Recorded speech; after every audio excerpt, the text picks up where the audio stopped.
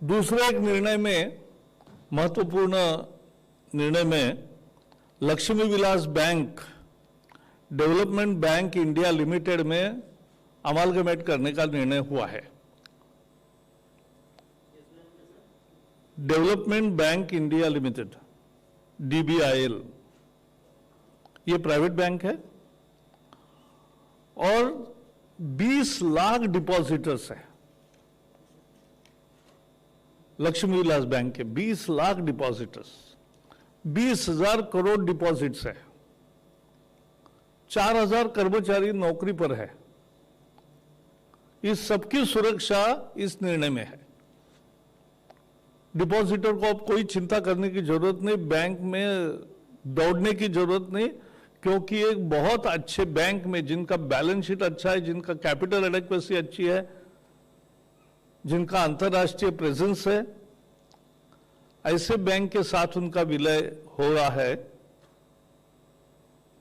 और ये अमालगमेशन जो हो रहा है उससे सारे 20 लाख डिपॉजिटर्स को सुरक्षा मिलेगी।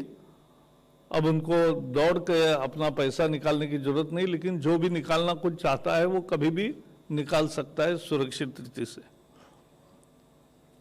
4,000 कर्मचारियों की नौकरी भी बरकरार रहेगी। जिन शर्तों पर वो काम अभी कर रहे, उन्हीं शर्तों पर उनकी नौकरी कायम रहेगी। इसमें सबसे बड़ा एक फैसला लिया है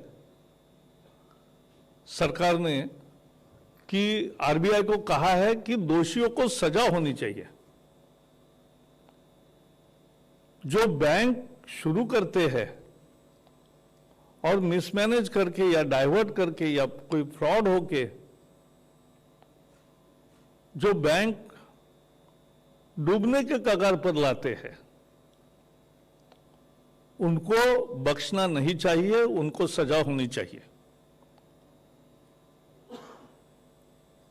और उसके साथ साथ RBI के ओवरसाइट में भी सुधार होना चाहिए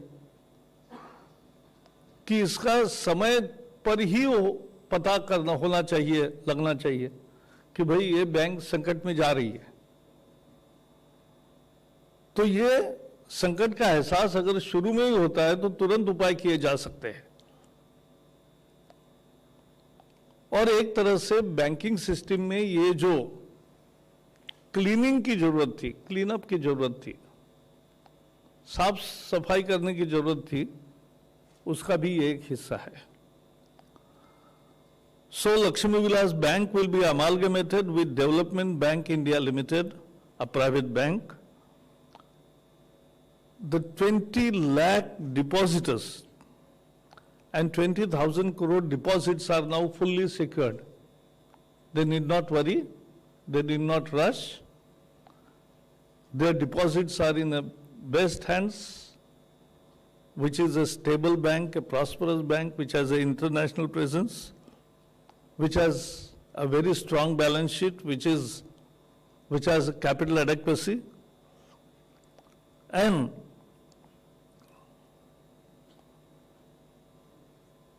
two more decisions have been taken, that the board which has been removed, the liability will be fixed.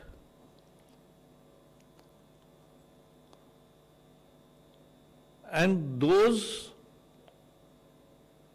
who have made mistakes will be punished.